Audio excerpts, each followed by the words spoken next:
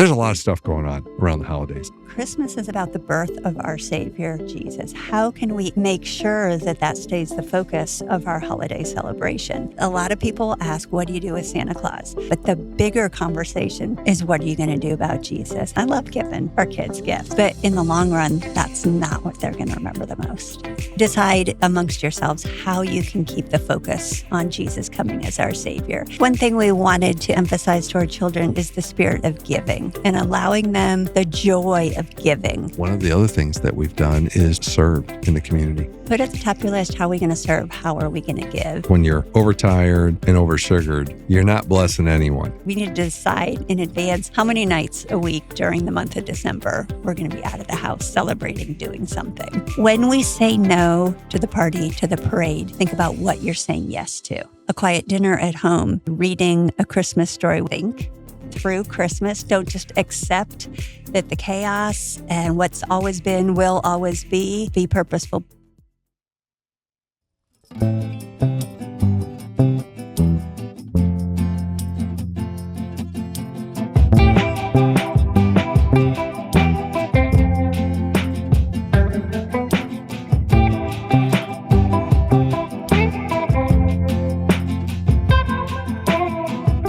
Well, it's great to be back on the Life Parenting Podcast. It is. Yeah. Just got you and I, know. Rich and Julie Young. This is kind of exciting. It's like a date. It is a date. So on dates, we ask each other questions. Sometimes.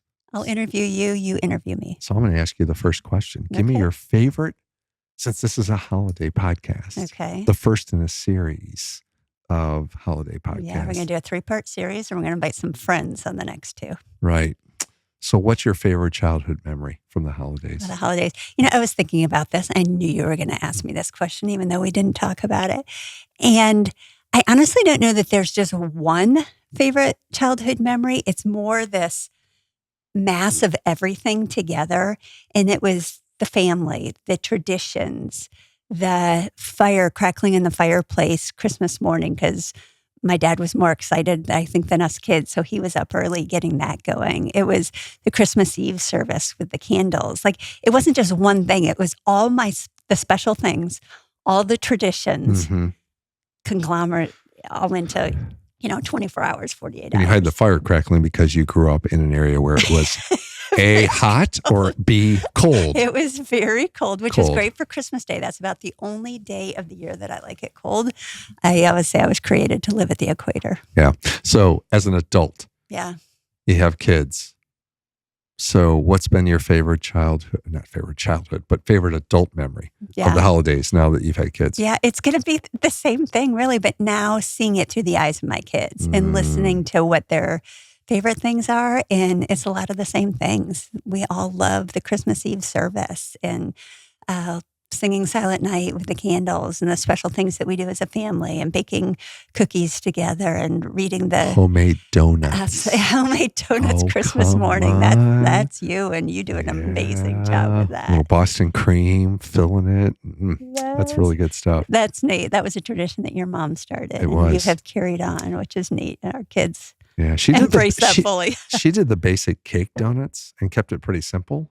And I've kind of probably expanded that way beyond what she even intended it to be. I mean, it's gotten a little bit out of control, but I love it. It's kind of fun. Yeah. So I'm a fan.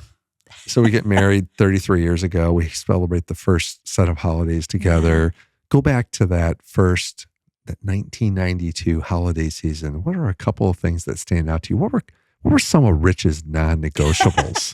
I mean, there aren't many things in our marriage where I've said, hey, this is a non-negotiable. But I think that first holiday, there were a couple non-negotiables that might have caught you a little bit off guard. Yeah. Maybe? Yeah, because we talked about some. I mean, we dated for 3 years. And our hometowns were neighboring. 3 years, 2 months, and 3 days there you go. Before we got married. Okay. Just to be wow, exact. That's impressive. Yeah.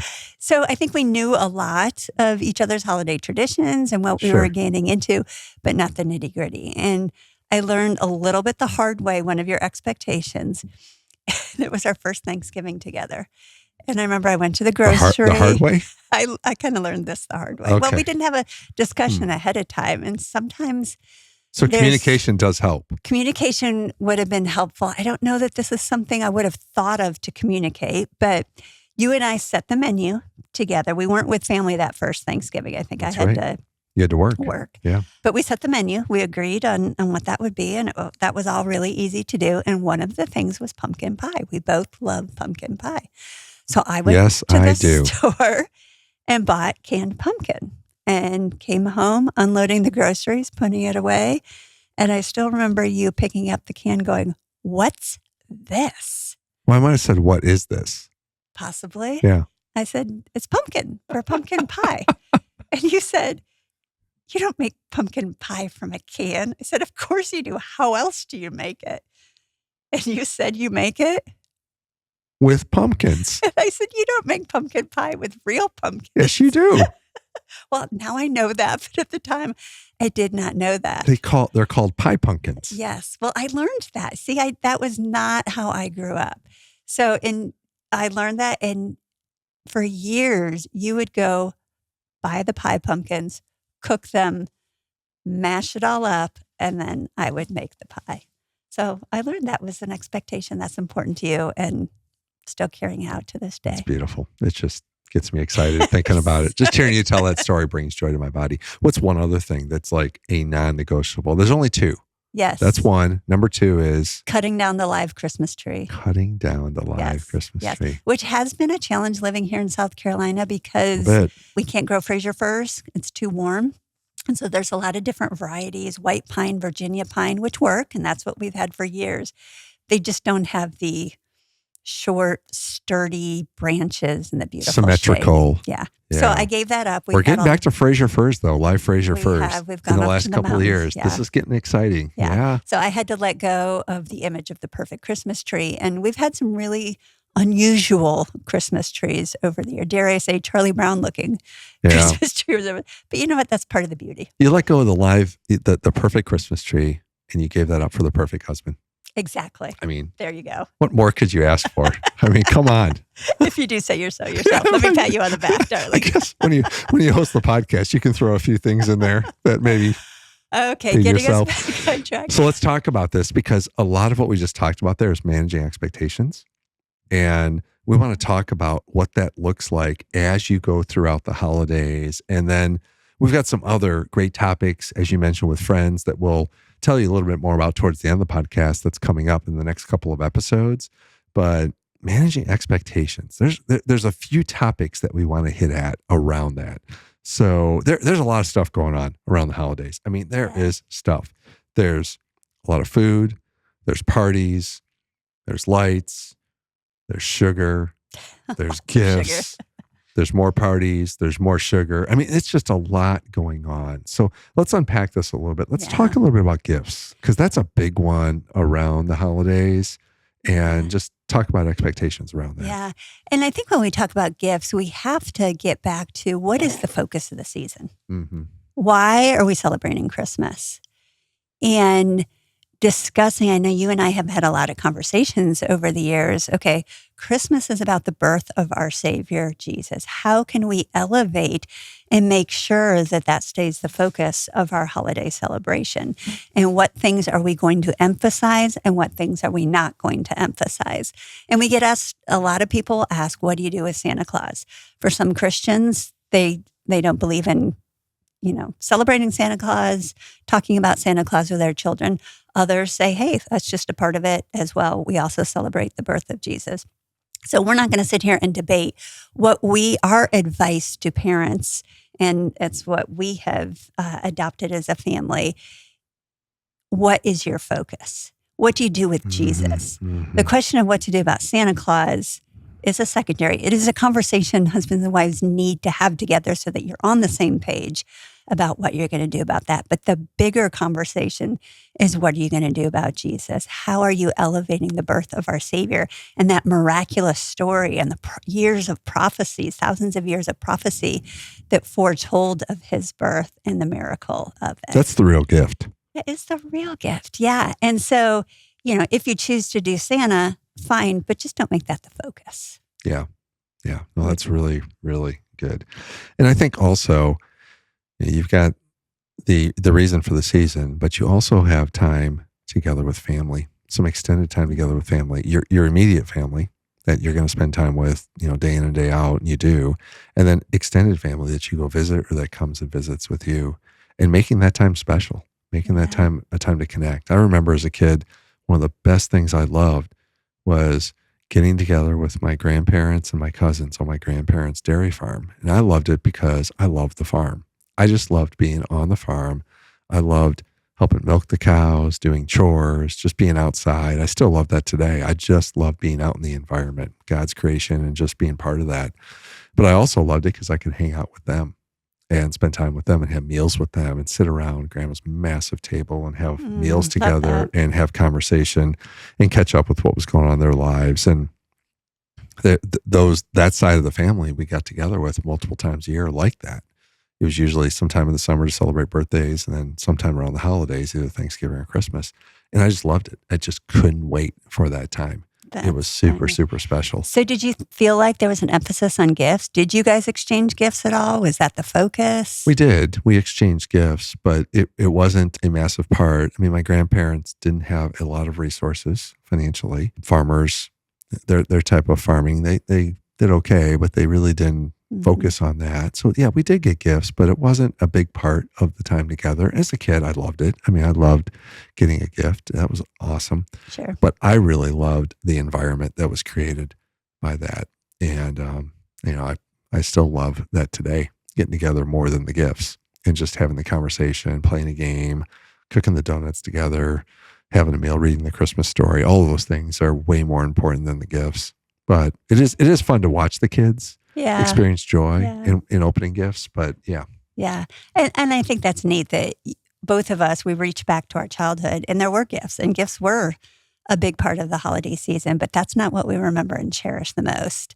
And I think as parents, I know I've had to remind myself of that over the years, that while it is fun, I love giving our kids gifts. I know you love it too. It's fun to see their face. It's fun for the wow factor on Christmas morning.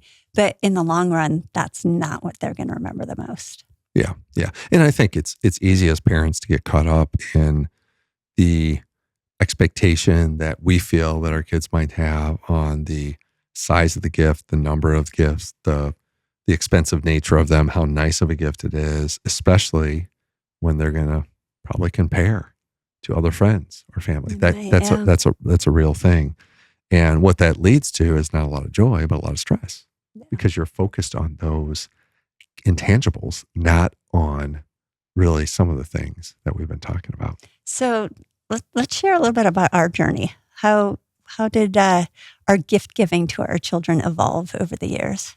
Well, I think what we, and you can correct me if I'm wrong, but we went on a journey of, I think starting out of the gate, more of trying to keep it equal number of gifts per child.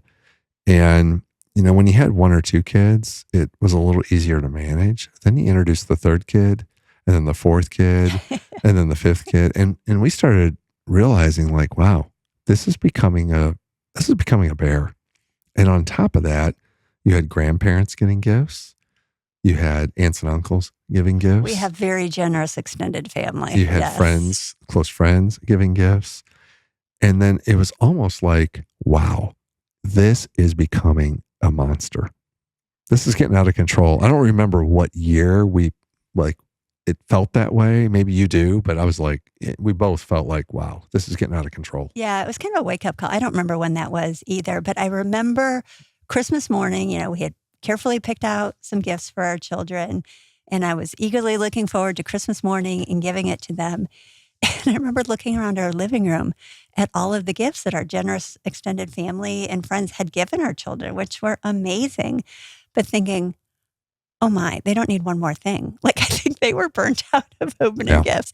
And it took, the joy that I was anticipating. And if you took away our gifts, they'd still have a pile. I mean, it's like they wouldn't even know we didn't give them one. I was like, what is the purpose here? What are they going to be expecting year after year? And so we had a discussion and made a shift. So the shift we made was we started giving a family gift. So I guess we've done two things. Now, the big shift was, we really didn't shift. We still give stocking gifts that are specific to each child. Yeah. And But those they are tend to be a little smaller, a little chapstick. smaller. And Well, back when don't tell them exactly what we're giving. Well- I mean, the kids are going to listen to this podcast and they're going to know what they're going to get. they have gotten chapstick in their stocking every year of their life. They know it's coming. So maybe this is the year they don't get it. Okay. Sorry, kids, if you're listening to this. But yeah, thank you, stationery. Back when DVDs were a thing, we'd give them a DVD, a new movie every year. Yeah. But, yeah. So they still would get something personal in their stocking. And then we have done this for a long time now where we get them a family gift. And the family gift is something that may be an experience. It may be something that they all can use. It may be something that it's just a necessity that needs to be replaced in their life that they use quite often. But it's meant for the whole crew, not just one person. Yeah. And that's worked well for us. And I think what we would like to encourage everyone listening is to decide amongst yourselves how you can keep the focus off of gifts.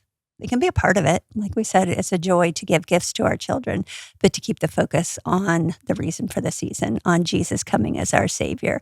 And if you're feeling overwhelmed by the gift giving, if you see entitlement creeping in to your children, to think, you know what, maybe we need to do this a little bit differently next year.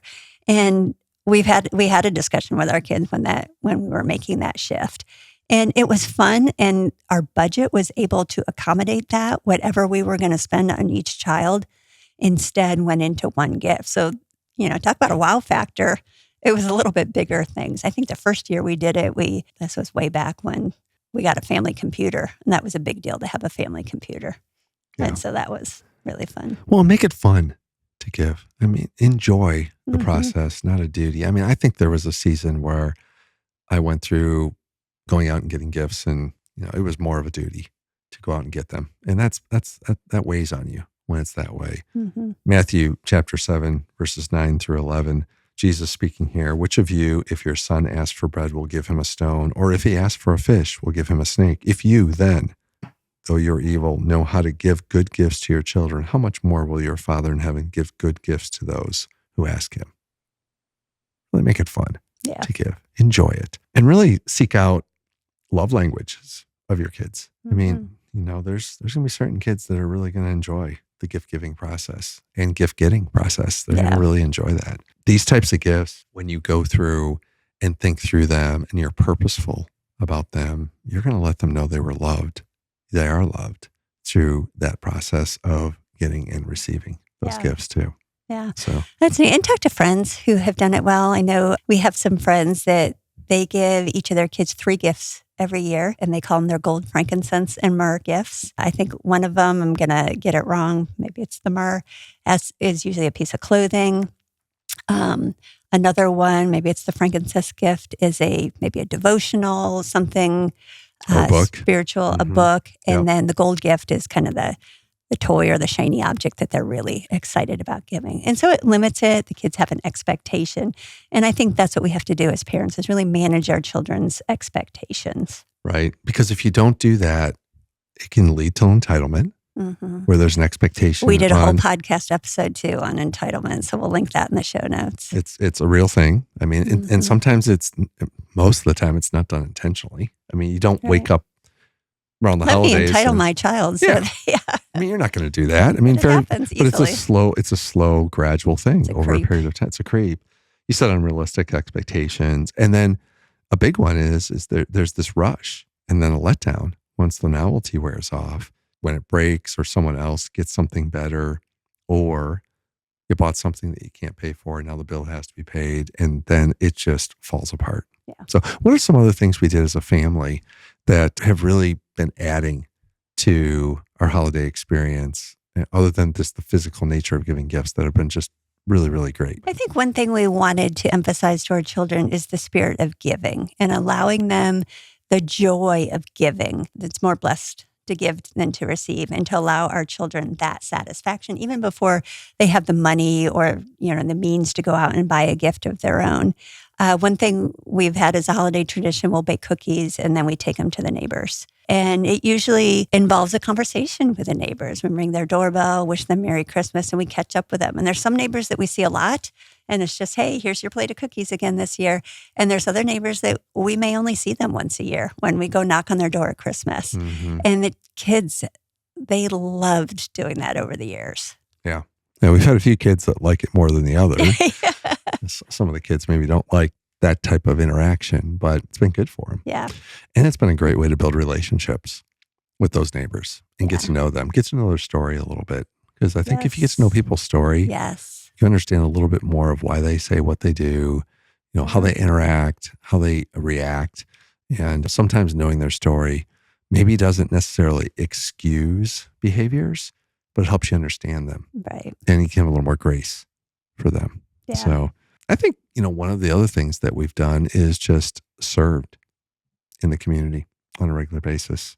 I mean, for a season there, we served at the homeless shelter for extended periods of time, serving meals and just interacting with different people in the community. And most of them we didn't have a connection with, Right. but they were in need. And that's been really, really special over the years Yeah. and created opportunities for us to step into situations maybe that we wouldn't have stepped into if we would have not had the opportunity. The other thing I think that I know the boys get really excited about is they get excited to go park cars on Christmas Eve. Christmas Eve, yeah. they They get love- the vest and the baton and they get out there and tell people where to go. Tell people where to go. And I think that is one thing that I think every single year they ask for the opportunity to serve in that capacity. And they usually want to serve more services than what we want to. Yeah. And They don't have to go home and cook Christmas that's dinner. true. Yeah. That's true. Most years the weather's okay. Some years it isn't. Yeah, but they still love being out there. They love doing that, Yeah, being that's part of nice. that. So I think as a couple, as a parent, whether you're single or married, is discussing how you want to serve. There's often lots of conversations about what parties we're going to go to, where we're going to go, where we're going to celebrate the holiday, what gifts we're going to buy.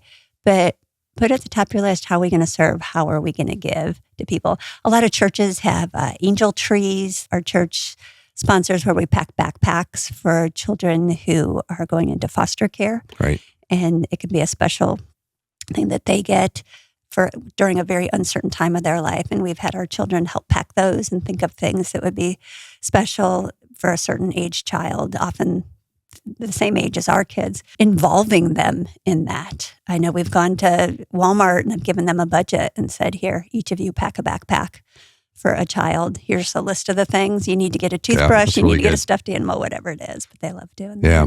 Yeah. So holidays, a lot of bright lights, a lot of music, a lot of people, lots of activity. For many children, that sensory overload can just be crazy. It For can- adults. Well, and adults too, For yeah. me. It can overwhelm you. It can stress you. It can wear you out. So when we say no to one thing, we're saying yes to something else. So why don't you expand on that a little bit? There's so many invitations. There's so many opportunities to go to parties, to be involved, to go to this festival, to go to the parade, to go to the light show. We had these traditions that we would do. We would go to the light show at the county park every year.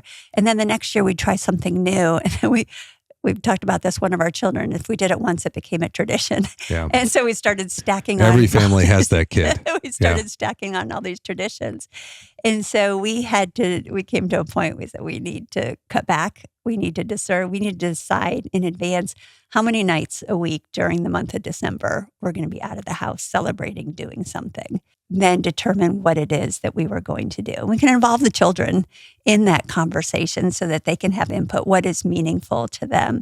But when we say no to the party, to the parade, it's helpful to think about what you're saying yes to. And to have a yes to something. Yes. And yes might be a quiet dinner at home. Yes might be playing a quiet game. Yes might be reading a Christmas story. We have a whole stack of books that are holiday themed, Christmas themed. Max Lucado's written a bunch of beautiful ones around the Christmas season. reading those at night around the Christmas tree. Special memories like that. We have some devotionals that are stories that you'll read to the kids every year. And so we're able to do those. And so if it helps when you're saying no to this party, no to that, to think, oh, but I am saying yes to a whole bunch of things and really meaningful things. Yeah. You can be doing a craft. You could be making Christmas cookies. There's a lot of things, because when you're overtired and oversugared, you're not blessing anyone. No. You really aren't. That's just creating a mess. Our goal is to make it through the holidays. Not just I survived them, but we thrived as a family. We made beautiful memories. We pointed our children to Christ and the meaning of this incredible, our Savior came into this world as a poor baby, and focusing on that. Yeah.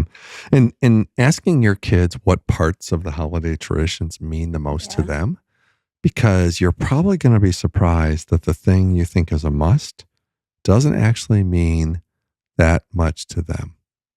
So can you think of one? Yeah, I remember years ago asking the kids, and I remember being surprised, and I can't remember what it was, but some of the things, the parties, the things that we were doing that I thought were so special to them, as we were trying to whittle down and cut some things out, they said, nah, we can skip that. And I was like, oh, okay, yay. But again, having those conversations and then managing their expectations, because you might have that one child that wants to do it all. And so letting them know very early in December, in November, maybe even July if you need to, but letting them know we're not going to do everything we're going to pick. And then telling them why. Sometimes we tell our kids we're not doing this. No, but we don't go on and tell them why. So help them, bring them to an understanding. It's training them and teaching them, again, on our focus this season. Our focus is not to do everything, be everywhere. Our focus is to have some meaningful memories. And let's be really purposeful about what those meaningful memories are. And you're going to be able to impact them in ways you can't imagine when you do that, because you're going to give yourself space to have those conversations. You're going to have those space to have time of sharing. You're going to have space to actually give yourself an opportunity to step into some things that you don't have planned. And there's going to be opportunities that are going to come up that you can say yes to that you wouldn't have if you were overscheduled or had a full schedule. Right. So great opportunity there. And just maybe for some of you, as you move into the holidays here, just to think about maybe doing a couple of things different this year than you've done last year, and having that conversation with your kids. Yeah. And evaluating. Am I happy with the way our holiday season goes every year? It's so great. Mm-hmm. Celebrate that and congratulate each other. But if you're not, it seems like the theme more often than not is, oh my boy, December's coming. It's overwhelming. And it's almost a sense of dread, even the whole gift giving. And going back to the gifts, I think that's where you and I, we were almost starting to dread all the gifts we have to buy and have to think through. And we thought, this isn't right. How can we bring back the joy of giving without robbing our children of the joy? I'm just saying, don't take away the mashed potatoes from your turkey, but maybe think about your schedule and eliminate some of those things. Yeah, right? Yeah.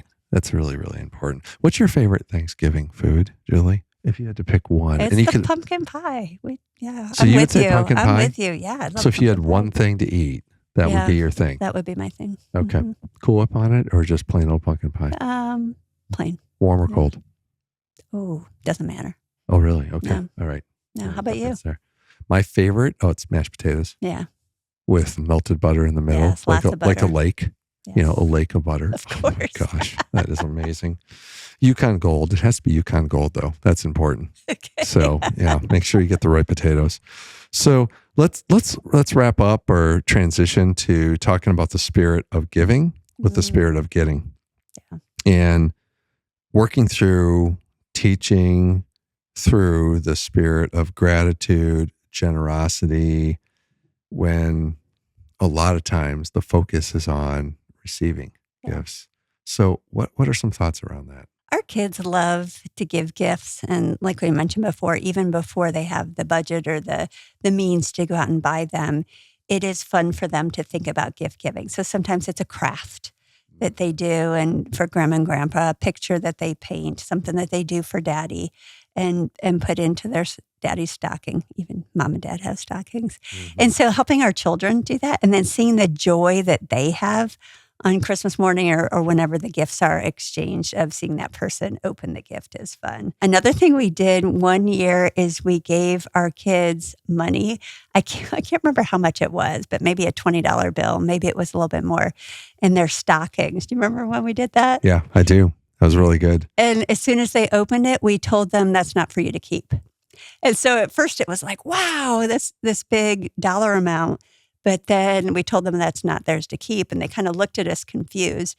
But we told them that that is yours to give away. It was something that our church had done. I think they called it a reverse offering, where we sat down in church and there was an envelope under our seat with cash in it. And they encouraged us to give it away, even to get creative about how we might multiply it to give it away. And so we challenged our kids. You can give this straight away to someone. We want you to spend time with the Lord and ask him who he wants you to give it to, or you can go to the store and buy baking supplies and make cookies and have a bake sale. And maybe your $20 can become $40, and then you can give $40 away instead of $20 away. So we didn't tell the kids that they had to rush into it. We wanted them to be thoughtful, to ask the Lord. And it was just so neat to see their joy in giving a bigger amount away than they would have been able to. And I know it was our money, but it was their first chance. It was kind of theirs. It was given to them with the purpose of giving away. Yeah. But then to see them dream and think through where they would give it and what they did with it. Yeah. No, that's pretty cool. That's pretty neat. That was neat. Yeah. We're going to do that again. Yeah. That'd be kind of... We should, because we can't do it this year, though, because we're talking about it. So then they'll be expecting it. Tell them they can't listen to the podcast. Yeah. Yeah, exactly. So, no, that's a great idea. That worked out extremely well. And you think about, Jesus speaking, I'm going to go to Luke chapter 21. Jesus looked up and he saw the rich putting their gifts into the temple treasury. He saw a poor widow putting in 2 very small copper coins. And Jesus said, truly, I tell you, this poor widow has put in more than all the others. All these people gave their gifts out of their wealth, but she, out of her poverty, put in all she had to live on. A true example of sacrificial giving from the heart, a true form of generosity in giving all she had. And I think, there's a lot of examples of that go on around us, and accentuating that as being a focus more than the size or the amount is really, really important. And we can spend some time on that with our kids. Yeah, absolutely. I remember you talk about your grandparents who are farmers who didn't have a lot of money. I remember once I was dating you and would spend some Christmases with your family, that your grandmother would make you an ornament every year. And just how meaningful that was, and how much time she had. A lot of grandchildren, how much time that took. It was sacrificial on her part. They didn't have a lot of resources to be buying a lot of stuff, but just how meaningful that homemade ornament was from Grandma. And we still have some of those on our tree. We do. That we put up every year. We saved every one of them. Yeah. Yeah. Those are treasures. That was a pretty special memory. And probably, it is something that we haven't replicated because we don't make ornaments like she made. Yeah, I'm not real crafty.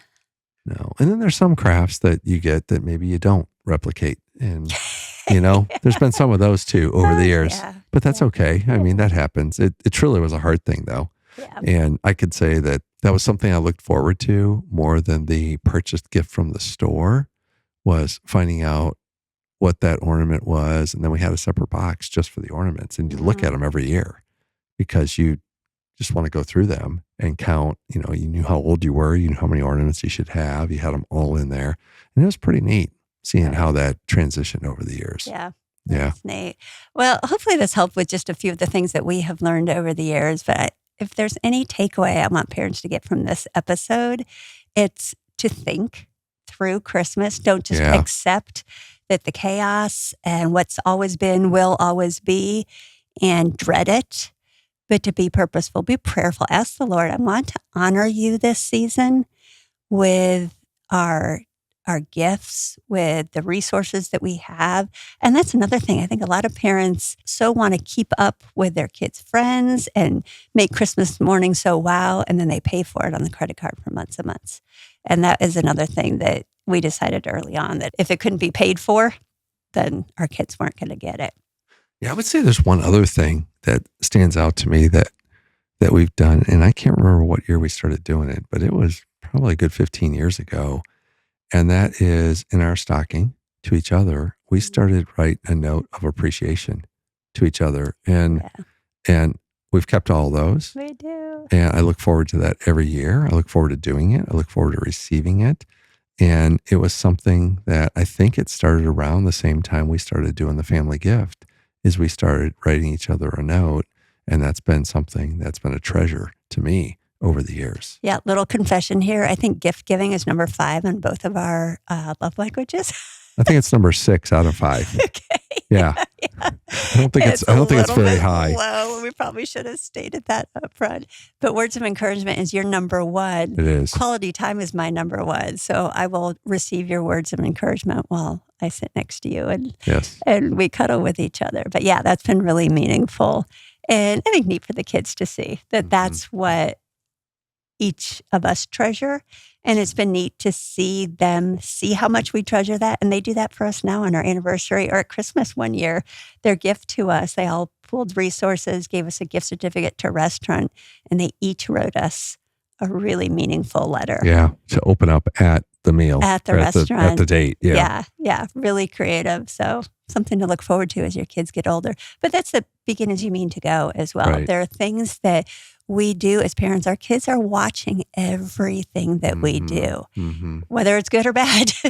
And so it's neat to see that they saw that. They saw how much you and I treasure those words of encouragement, and they gave us that same gift. I think that was born out of maybe a little bit of us not having gift giving high on our list. But I think it also, too, was just a busy season of life, too, with just a lot of kids and a lot going on, and us trying to figure out, we're just going to buy each other something Right. when we're like, well, let's do something a little more meaningful here. Yeah. And that's what meant something to us. Exactly. Yeah. So I think the principle behind that is just find something that's meaningful. Yeah. And it may not be something that is at the store, something to buy, but it may be something that you can do for them or write for them, right, or share with them. Service. I know our kids over the years have given us coupon books for a foot rub or some active service. I wonder if there's still some of those out there that haven't been used. I think there is a statute of limitations, but you could try. I mean, because I could really use a good foot massage here. I mean, I'm just saying. Now that you think about it, I'm just starting. You talk about stuff like that, and your feet start hurting. It's like, oh man, I need a foot massage. I could use that foot massage. Yeah. Well, I can tell you, this has been great going through this and sharing with you some things. We've got a couple of great episodes coming up that we want to point you to that will be released here over the holidays. One of them is going to be just talking about what happens when you disrupt your routine and schedule. And that happens around breaks, holidays, time off.